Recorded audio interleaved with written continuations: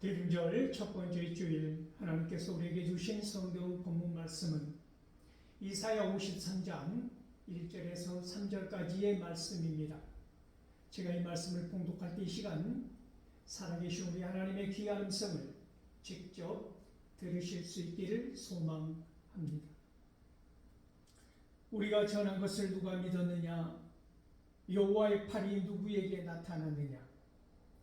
그는 주 앞에서 자라나기를 연한 순 같고 마른 땅에서 나온 뿌리 같아서 고운 모양도 없고 풍채도 없은즉 우리가 보기에 흠모할 만한 아름다운 것이 없도다. 그는 멸시를 받아 사람들에게 버림받았으며 강고를 많이 겪었으며 질고를 아는 자라. 마치 사람들이 그에게서 얼굴을 가리는 것 같이 멸시를 당하였고 우리도 그를 귀히 여기지 아니하였도다. 아멘. 이 본문 말씀을 가지고 우리도 그를 귀히 여기지 아니하였도다 라는 제목으로 피차 은혜를 나누고자 합니다. 사랑하는 성도 여러분, 오늘 대림절 첫 주일입니다. 교회적으로는 새로운 출발을 의미하는 거죠. 한 해를 마감하고 그 연결선상의 중심에 있는 겁니다. 마감과 시작의 과도기 그 상태. 매듭과 같은 중요한 시기이지요. 대림절의 유래는 어드벤투스, 도착이라는 의미에서 비롯된 것입니다. 우리는 이 대림절에 그 의미를 우리 안에서 풍성하게 되새겨 볼 수 있기를 바랍니다. 주님 오시기까지, 태어나시기까지 성탄 그 전에 넷째 주를 대림절 첫째 주, 둘째 주, 셋째 주, 넷째 주 이렇게 지키지 않습니까? 왕을 상징하는 보라색 초를 한 개, 두 개, 세 개, 네 개 이렇게 밝히면서 말입니다. 그 우리 안에 주님의 뜻이, 주님의 사랑이 풍성하게 드러나고 이루어지는 때라고 하는 것이지요. 기본적으로는 경건함으로 말입니다. 어떻게 이미 오신 주님과 아직 오시지 않은 주님 사이에서 이미와 아직 얼레이디 번나벳이라고 하는 이미 오신 주님, 이 세상에 오신 주님, 그러나 다시 재림하실 주님을 기다리는 이 상황 가운데서, 이 삶의 자리에서 우리는 어떠한 마음으로 이 대림절을 맞이하고 보내야 할 것인가에 관한 말씀입니다.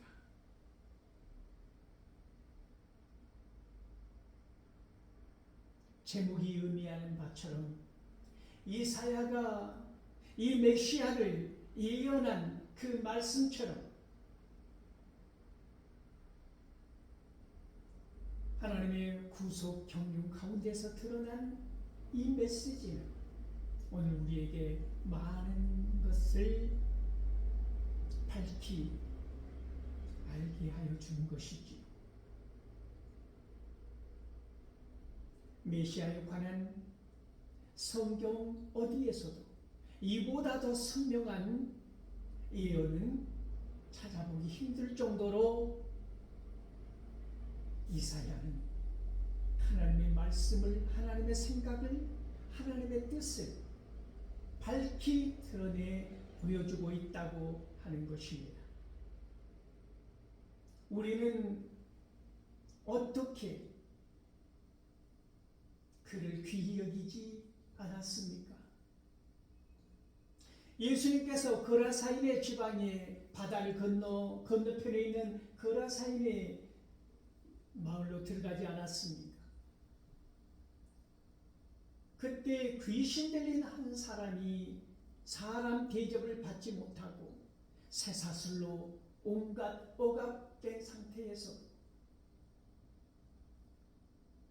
묶여서도 사람들과 같이 살 수 없었던 그는 무덤 사이에 살면서 쇠고랑 쇠사슬로 묶인 채 동여민 채 살아갔던 이 사람이 어느 날은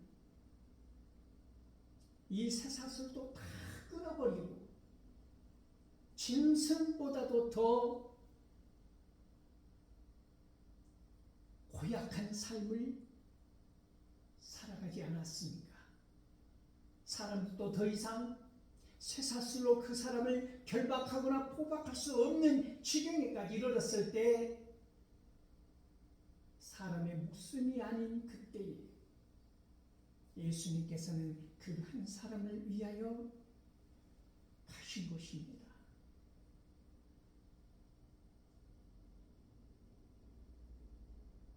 그 귀신 들린 사람은 본인을 군대라고 하지 않습니까? 무리가 많다. 귀신의 무리가 많다고 하는 거죠. 그러면서 예수님을 알아보았다는 것이지. 하나님의 아들 예수여. 괴롭게 하지 말라는 것입니다. 이 지방에서 내쫓지 말라고 하는 것입니다.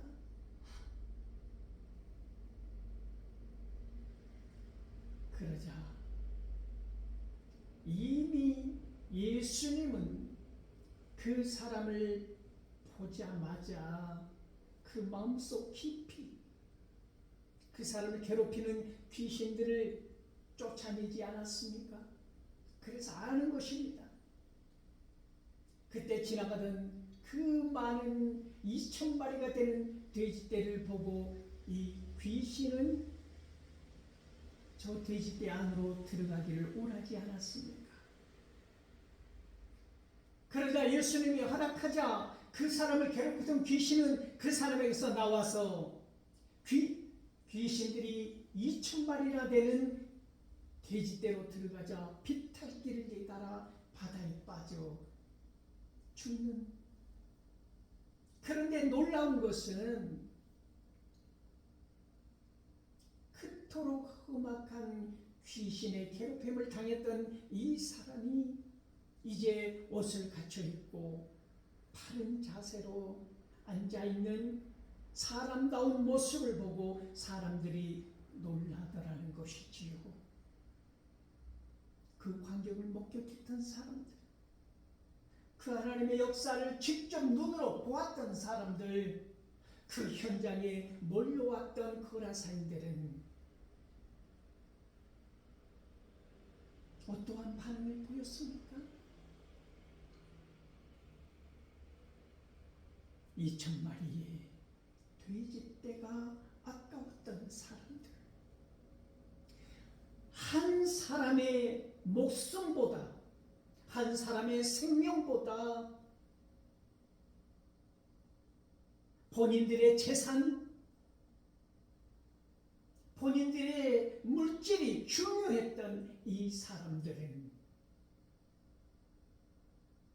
그 생명을 살리기 위하여 찾아온 예수님을, 그리고 죄 가운데서 구원시켜준 이 예수님을 이제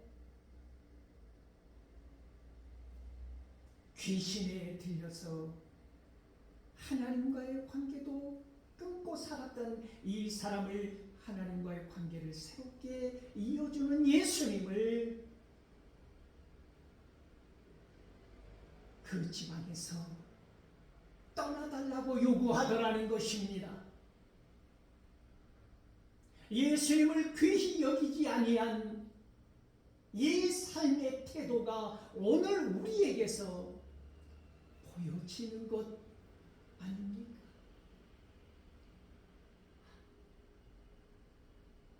누가 믿었느냐고 이사야는 말합니다. 누가 하나님의 아들 예수 그리스도의 이 땅에 오심을, 이 메시아가 이 땅에 오셔서 죄의 속에서 구원하여 주심을, 영원히 죽을 수밖에 없는 이 사망에서 생명으로 옮겨 주셨다고 하는 이 사실을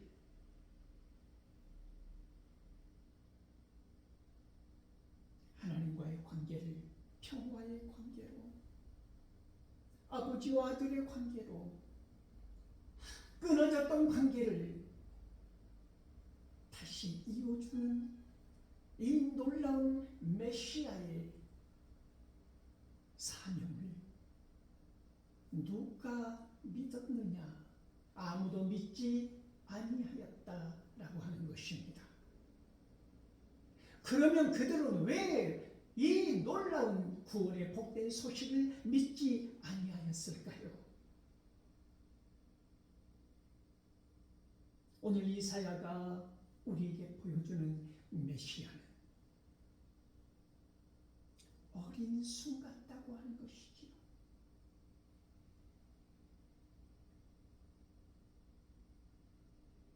백향목나무와 같이 우람한 것이 아니라 산수리나무같이 견고한 뿌리를 가진 나무가 아니라 마른 땅에 솟아나는 그 연약한 뿌리, 마른 땅에서 솟아나는 그 줄기가 얼마나 몸부림치며 휘어지겠습니까? 가늘겠습니까? 메마른 땅인데 이 척박한 땅에서 열매를 맺기 위한 이 연약한 순이 얼마나 많은 고난과 배척과 냉대와 핍박을 견뎌내야만 열매를 맺을 수 있을까요? 태어나시면서부터 이 땅에 오신 하나님은, 이 메시아는 그 빈 방이 하나 없어서 마구간 그것도 말구유 위에서 태어나지 않으셨습니까?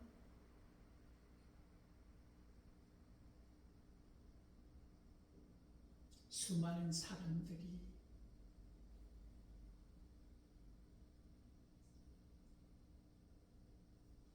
떡 5개와 물고기 2마리로 5,000명이 먹였던 이 놀라운 사실을 눈앞에서 직접 목격했던 사람들마저 왜 다시는 예수님을 찾지 아니하는 사람들이 생겨났습니까? 그 떡을 먹었던 사람들이, 그 빵을 먹고 배부름을 느꼈던 사람들이 어떻게 그 수많은 사람들을 고작 떡 5덩어리와 물고기 2마리로 먹이시는 그 놀라운 모습을 보았던 사람들이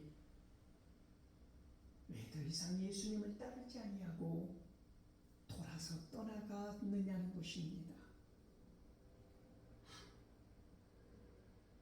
그들이 생각하는 메시아는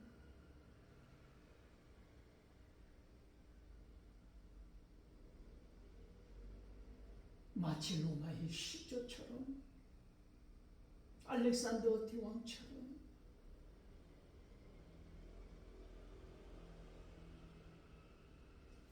강성한 힘으로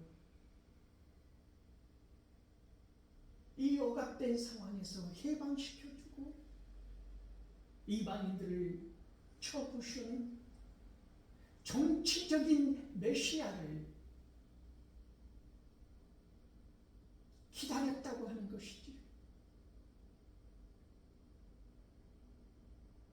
그런데 흠모할 만한 것이 없고 풍채도 크지 않으면서 아름다운 모습이라고는 찾아볼 수 없는 연약한 순처럼 이러한 모습을 그들은 인정할 수 없었다고 하는 것입니다.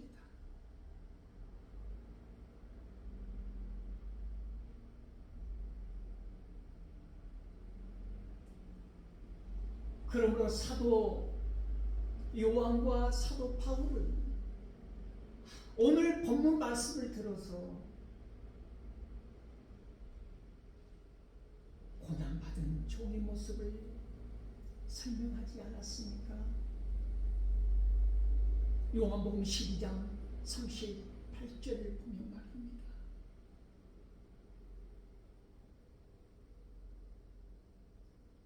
오늘 이 시대를 살아가는 우리는 과연 그를 귀히 여기는가?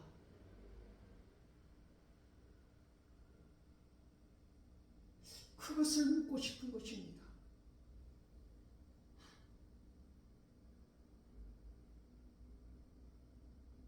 믿는다 하면서 우리는 길가에 강도 만난 내 이웃이 쓰러져 있는데 귀찮다는 이유로, 시간이 없다는 이유로 모른 척 지나가는 제사장은 아닙니까? 외면하고 떠나가는 유대인들은 아닙니까? 이 시대에 힘들다고 아우성치는 수많은 사람들의 도움을 호소하는 그 소리들의 귀를 막고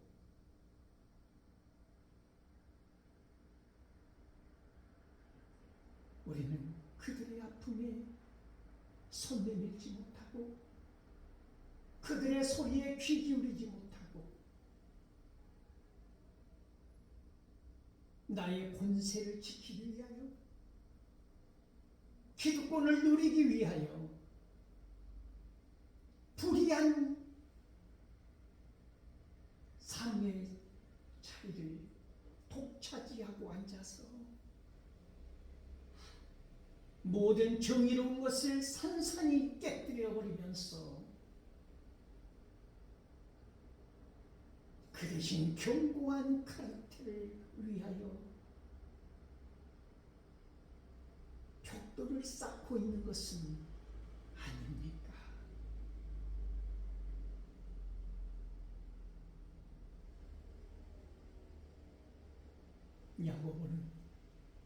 야고보서 2장 26절에서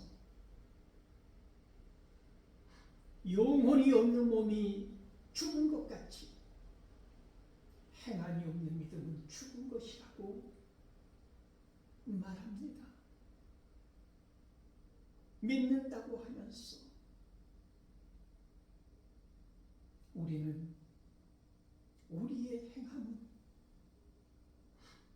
너무나 보잘것없는 이 대림절 첫 번째 주일을 맞이하고 있는 것은 아닙니까?